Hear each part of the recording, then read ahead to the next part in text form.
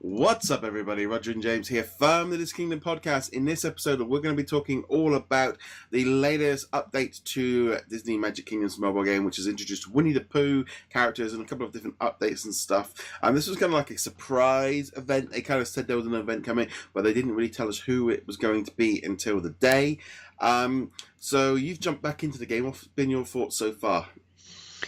Well, it's better than the previous event, if only because they don't seem to have a Grumpy character, which is nice. For those who don't remember, Grumpy was released as a premium character. You could only get him by basically buying the premium characters, and then rather than using them to get the new characters, you focus only on Grumpy. So they don't seem to have one of those, which is nice. Winnie the Pooh's kind of... You've still got to go and get his bits and pieces, which, I'll be honest, I keep focusing on Kanga rather than Pooh's parts. They do have that. However, it does seem much more reasonable than Grumpy did, because Grumpy, it was only the villain and then also the two premium characters, whereas this one, it seems every single one of the Winnie the Pooh characters can get Winnie tokens. So if you have Kanga and Rabbit and Tigger, which is the premium one at the moment, then that's three characters you can have doing it right now, as opposed to just one character and you had to choose between working on Winnie or working on Kanga. So, and I guess the next premium is going to be Eeyore sometime next week. I did buy the Tigger bundle. I did buy that one, a couple of quid. I purchased the float with some gems because it was like 50. I was like, it was only $1.99, but I was like, I've got plenty of gems there. I was saving up for a character, but it's like I can move that around a little bit. But yeah, it's a little bit of an odd one. I'm surprised they didn't hold this back till July or August, because with the Christopher Robin movie, obviously, I would have thought that would have made more sense to tie it in with that. It seemed a bit of an odd sort of event to do now. Yeah, I get the feeling that maybe it was supposed to come later, and then they realized they actually had nothing coming right now, and they needed to, because it's been a little while since the Seven Dwarfs event now.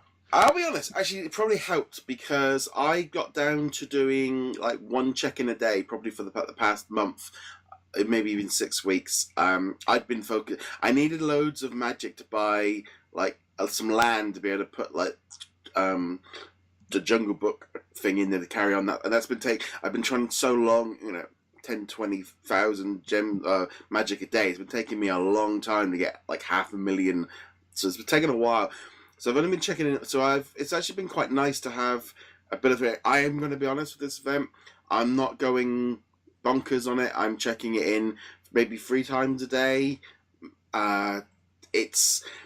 I'm really that kind of wary of, like, the last event really just burned me out, where I didn't even really want to play it much. So I'm going like, no, I'm going to do check-in in the morning, check-in after work, check-in again before going to bed, and that'll probably be about it. I might not get all the characters, but I'm quite fine with that, because the events last time got a little bit too overbearing, and it was taking so long each time to do it. Yeah, we had an episode on it, of course, and I felt the same way. I felt the last episode, or the last event, was just done very, very poorly. The Seven Dwarfs was honestly a wasted event. This one has felt a lot more relaxed. Now, I don't have Tigger. I am planning on getting Eeyore, because I have the gems saved up for him. I'm not going to put direct money into it, but I will use the gems just because Eeyore is my favorite Winnie the Pooh character. So I was a bit like that with Tiggy. See, it was like, and like we said before, I don't mind kicking in a few bucks here and there if I'm. It's a game I play daily, so therefore it's a kind of a game that I'm supporting. There are other games that that the mobile stuff comes out. It's like, I don't play this enough to make it worthwhile. I think generally as a whole, it's probably one of the few mobile games I'm playing. I'm just a little bit burnt out on all the basic stuff, and I like better quality games, and I think that's the thing. I like console games. I'd much rather put 2-3 hours into a different kind of game. But Disney Magic Kingdoms is doing quite well. It's going to be interesting to see where the other Disney games come in, because it feels like this and was it Emoji Blitz are the only two really kind of getting updated. The Monopoly one kind of seems to be still getting stuff, but it's always just more board pieces. So there's not really a lot moving around at the minute. And even Zum Zum, it feels like they've added nearly all the characters. There's not a lot left for them. No, and I mean, they are focusing probably on the new Zum Zum game that they're working on, like the Bubble Pop game or whatever you want to call it. But yeah, I see. If you remember, I actually uninstalled the game during the Seven Dwarfs event because I was just so fed up with it.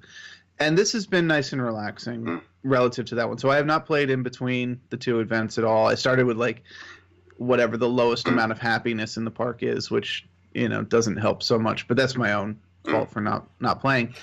So yeah, I'm kind of like you. I'm only playing 3 or 4 times a day at most, but I don't feel like I'm that far behind. No.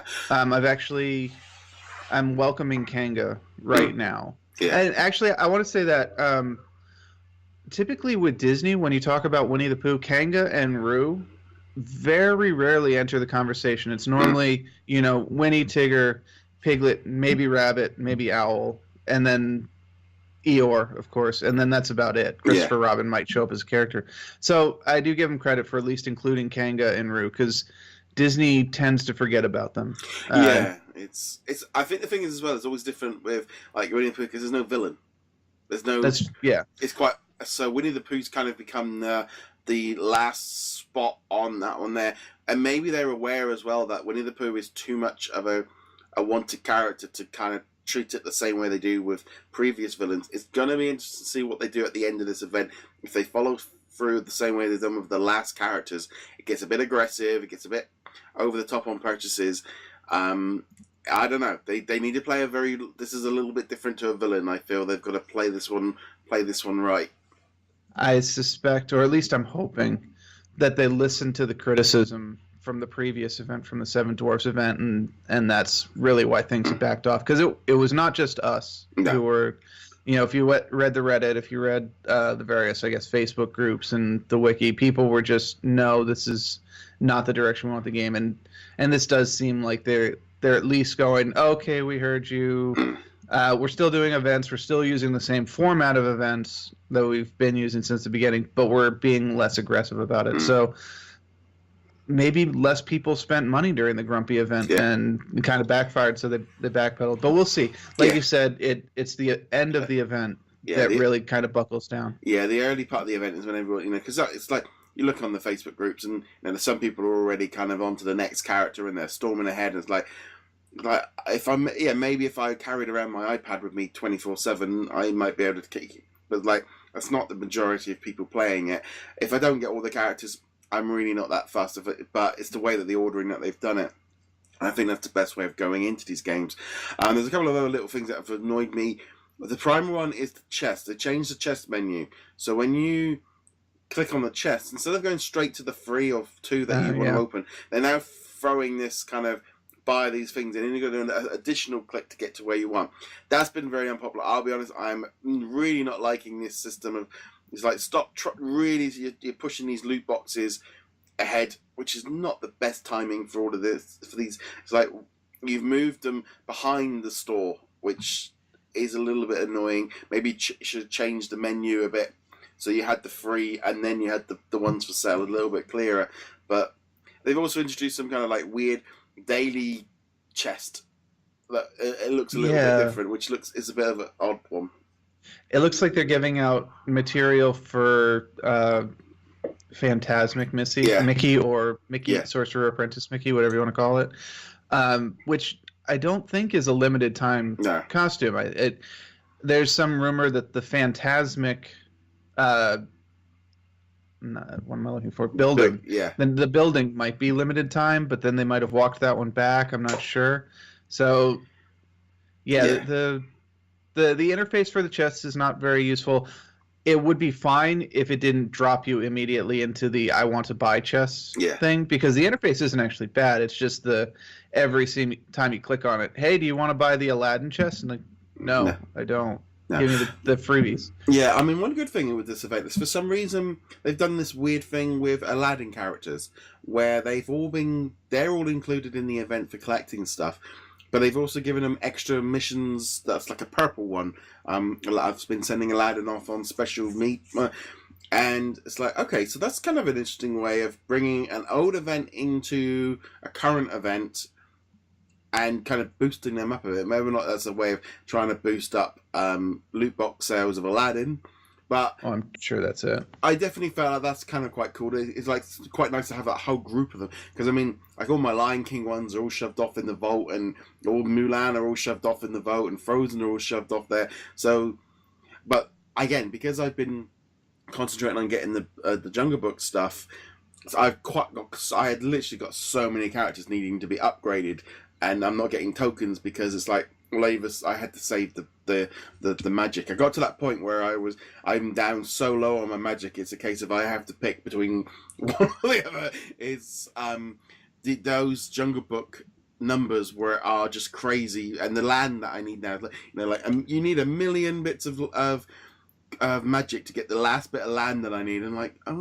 I've got like 20,000 magic. I'm so far off, even on 10,000 a day. It's like that would be me doing nothing. I don't even know how long that would take me. That would take me months of not spending any magic to get there. Yeah, I had it the opposite because I had been building up magic for months and months and months, and I'm finally actually under 1 million magic after buying all the land spaces that are open. But that's one of those things where you go, this is the difference between this kind of gamer and this kind of gamer, and they are balancing the game normally for that type of gamer who already has 10 million magic stocked up. They're not making it for the gamer who maybe just started the game. Maybe Winnie the Pooh brought them into the game and they're a brand new player, and so they've got Mickey and Minnie and the Toy Story characters, and maybe they're working on the Peter Pan characters or something. But they look at it and go, oh, you need 1.2 million. And it's like, I have 20. Yeah. So. Yeah. See. Yeah. I don't know. I think maybe I got so many characters to upgrade and so much and so many. I mean, I don't really need a lot of buildings now. I've got there's nothing really I can buy, but I need the land to build anything new. I was literally having to the point of having to remove stands to kind of put the attractions in. I got that quite low, but overall as a whole, it's definitely brought me back in. I'm checking in a little bit, and the event is. I'm hoping them to keep it a little bit sedate, because and give us a bit longer, and maybe remove that last minute rush, because that last week, especially when you start getting sent off for events stuff, and it's like, no, just give us time to get these things together. Stop rushing us, because I will not give you. I refuse to do the last minute purchase. Yeah, I'm not going to do the $20. No. Well, you can unlock Winnie the Pooh right now. It's like, no.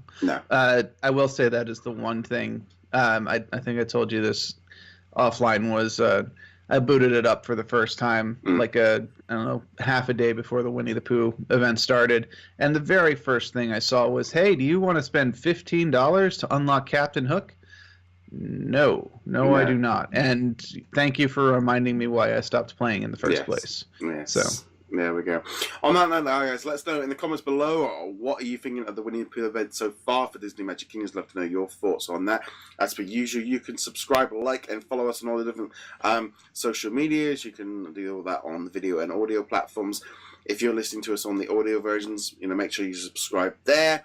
And also, if you want to help keep the lights on, make sure you check us out over at Patreon, where you can support us from as little as $1 a month. James, where can they find you?